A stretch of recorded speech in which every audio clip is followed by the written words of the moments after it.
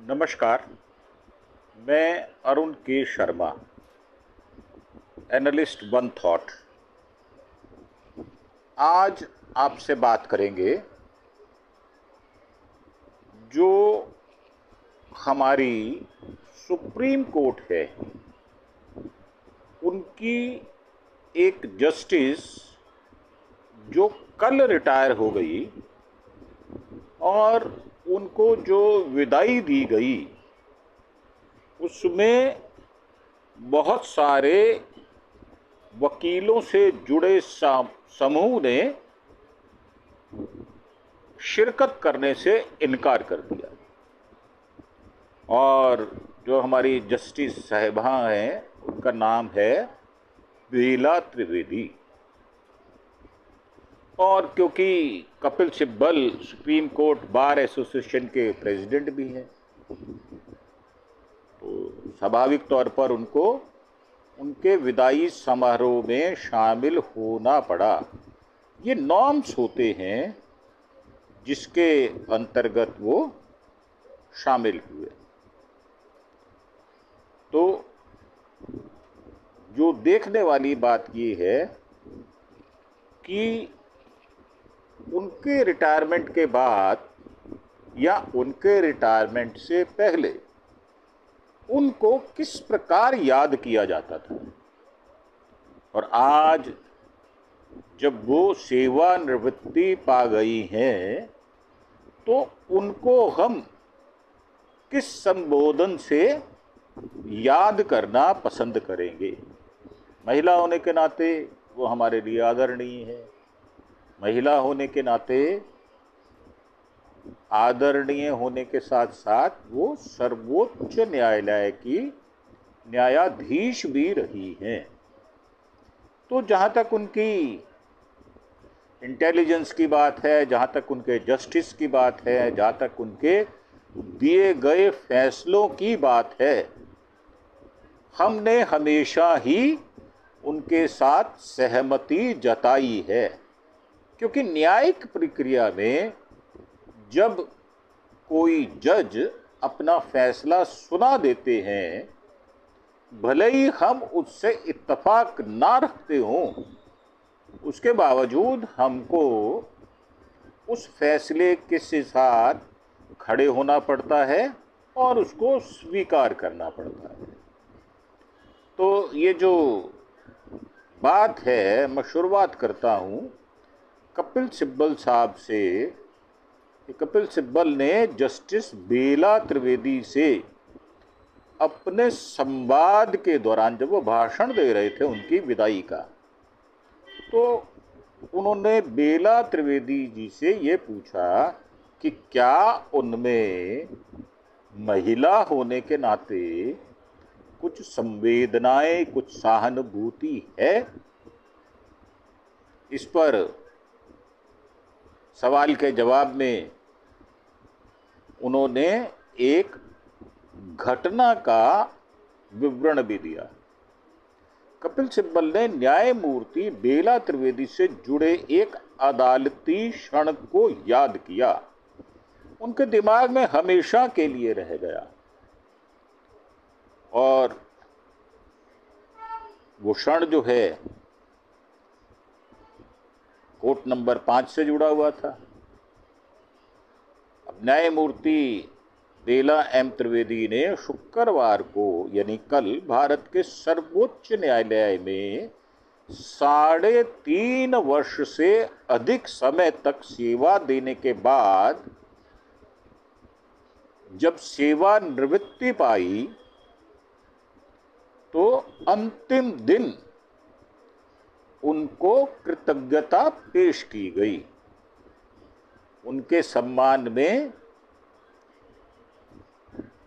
कुछ बातें अर्पित की गई। जैसा कि retirement party normally government servants के साथ होती है, तो उनकी सेवाओं में जो भी बातचीत उन्होंने की होती है, जो काम किए होते हैं, उनका उल्लेख आता है, उनकी प्रतिभा के बारे में उल्लेख आता है, उनके किए गए कामों का जो समाज के ऊपर प्रभाव पड़ता है, उसके विषय में भी बात की जाती है। अब क्योंकि वरिष्ठ वकील हैं, सुप्रीम कोर्ट बार एसोसिएशन के प्रमुख हैं, अध्यक्ष हैं, कपिल सिब्बल साहब द्वारा अपने दिए गए वक्तव्य में एक पुराने मामले का उन्होंने जिक्र किया। सिब्बल साहब ने कहा कि यह न्यायालय सितारों का एक समूह है और आप उनमें से एक हैं। ये बात निश्चित है। जरा सोचिए, आप इस तरह न्यायालय में 11वीं महिला न्यायाधीश हैं, उनसे पहले मात्र 10 न्यायाधीश महिला रही हैं। हमारे 75 वर्ष के जो सर्वोच्च न्यायालय का इतिहास है, उनमें बेला त्रिवेदी जी का 11वां स्थान है। इस देश में 75 वर्षों में हर साल में एक महिला न्यायाधीश की नियुक्ति हुई है। यह अपने आप में एक बड़ी उपलब्धि है। सिब्बल साहब ने कहा कि अदालत में घटी एक घटना को याद करता हूं जो मेरे जहन में हमेशा के लिए धर कर गई है। आतंकवाद विरोधी गैर कानूनी गतिविधियां रोकथाम अधिनियम यूएपीए के तहत मुकदमा चला रहे एक व्यक्ति से जुड़े मामले में श्री सिब्बल ने उस व्यक्ति को कर्नाटका से केरल स्थानांतरित करने की गुहार लगाई थी। न्यायमूर्ति त्रिवेदी ने उस अनुरोध के विपरीत या उनके खिलाफ फैसला सुनाया था। सिब्बल साहब ने याद करते हुए कहा कि मैंने अनुमान लगाया था और ये मैं उम्मीद भी करता था कि आपकी कुछ मेहरबानी या कुछ सहानुभूति महिला होने के नाते हमारे क्लाइंट को मिलेगी। तब आपकी मेहरबानी हमें ना मिली और ना ही आपकी सहानुभूति हमारे केस में रही, लिहाजा हम केस हार गए।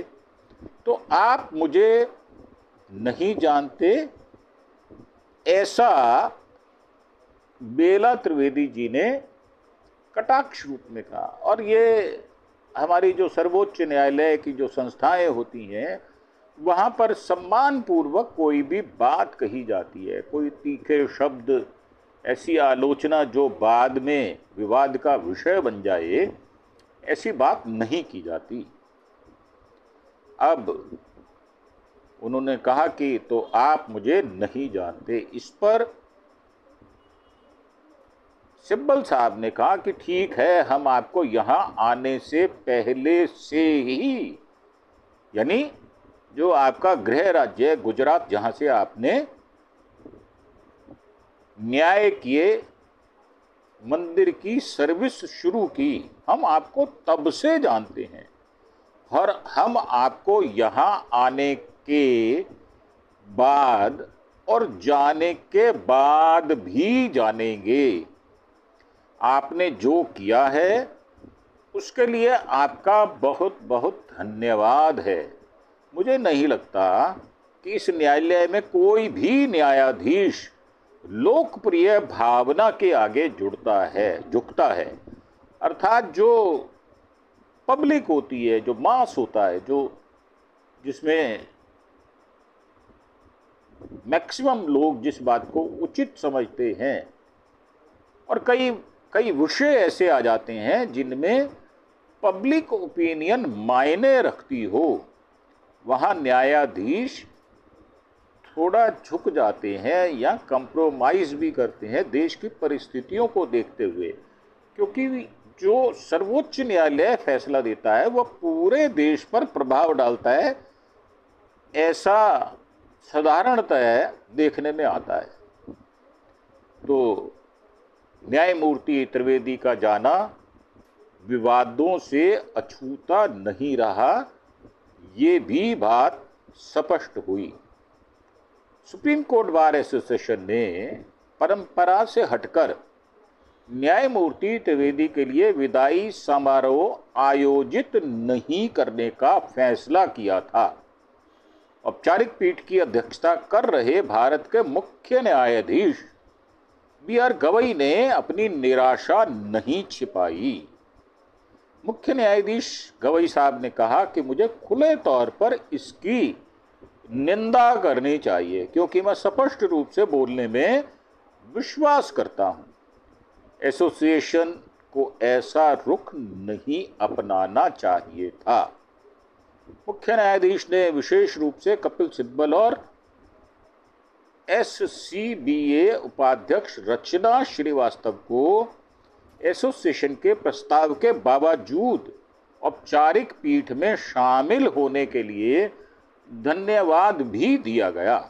उन्होंने कहा कि मैं कपिल सिब्बल और रचना श्रीवास्तव का आभारी हूं, वे दोनों यहां मौजूद हैं। मतलब बार एसोसिएशन की रिप्रेजेंटेशन उन दोनों द्वारा हुई, ये बात बिल्कुल उचित है। लेकिन एसोसिएशन के मेंबर्स ने या एसोसिएशन ने ऑफिशियल स्टैंड जो लिया है, जो रुख अपनाया है, मैं उनकी खुले तौर पर निंदा करता हूं। ऐसे मौके पर एसोसिएशन को ऐसा रुख नहीं अपनाना चाहिए था। इसलिए मैं सिब्बल और श्रीवास्तव जी की मौजूदगी के लिए खुले तौर पर उनकी सराहना करना चाहूँगा और करता हूँ, क्योंकि बार एसोसिएशन के प्रेसिडेंट रहते हुए भी उन्होंने जो कर्तव्य उनको निभाना चाहिए था वो निभाया है। हालांकि उनकी नाइत्तफाकी भी थी, उनके निकायों के संकल्प के बावजूद वे यहाँ मौजूद हैं। लेकिन एसोसिएशन ने जो खोया है वह है यहाँ पूर्ण सदन की मौजूदगी, जो इस बात की पुष्टि करती है कि वे एक बहुत अच्छी न्यायाधीश हैं। न्यायाधीश अलग अलग तरह के होते हैं, अलग अलग परिवेश से आते हैं, अलग अलग समाज से आते हैं, अलग अलग राज्यों से आते हैं।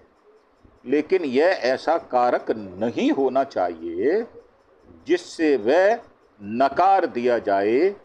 जो दिया जाना चाहिए था सम्मान, वो एसोसिएशन द्वारा ऑफिशियल रूप में नहीं दिया गया। न्यायमूर्ति त्रिवेदी ने जुलाई 1995 में अहमदाबाद में ट्रायल कोर्ट के न्यायाधीश के रूप में अपने कैरियर की शुरुआत की और न्यायपालिका के रैंकों से आगे बढ़ते हुए देश की सर्वोच्च अदालत तक पहुंची।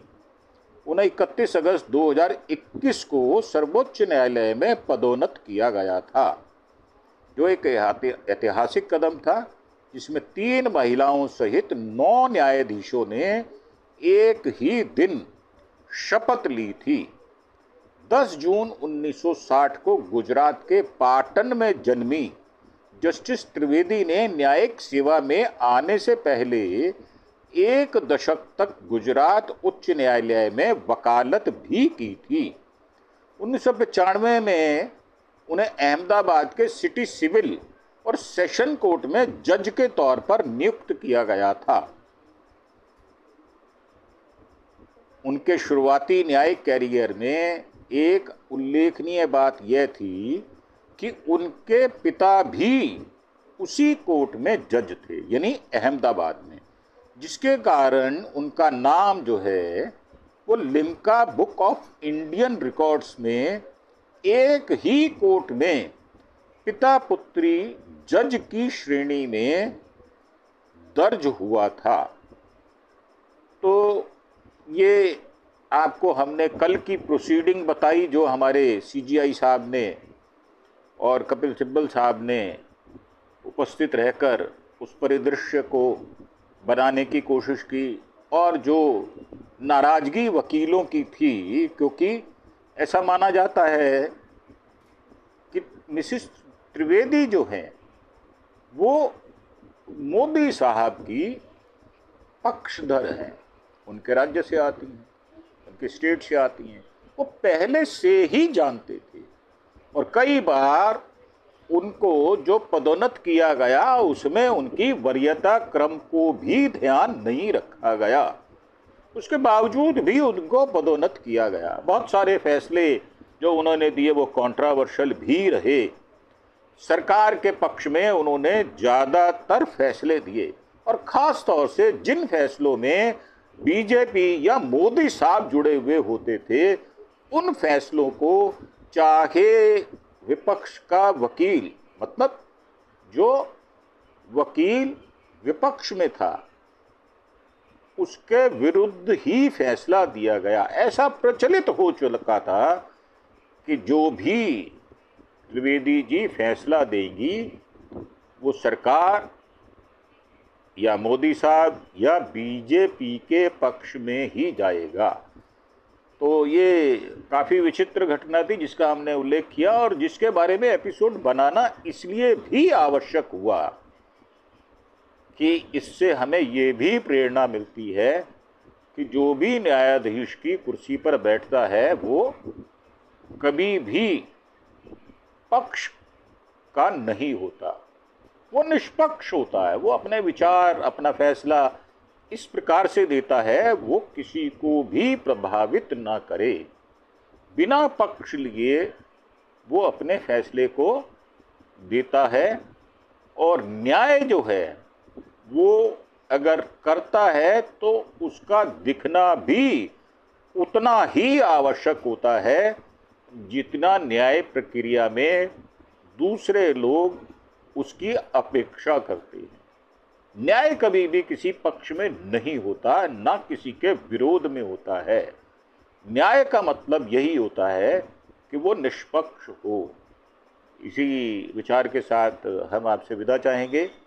एक बार फिर से आपसे प्रार्थना कि आप हमारे चैनल अरुण के शर्मा एनालिस्ट वन थॉट को सब्सक्राइब अवश्य करें ताकि हमें जो भिन्न विषय हैं उन पर बात करने का आपसे मौका मिलता रहे और हम बेबाकी से अपने विचार रखते रहें।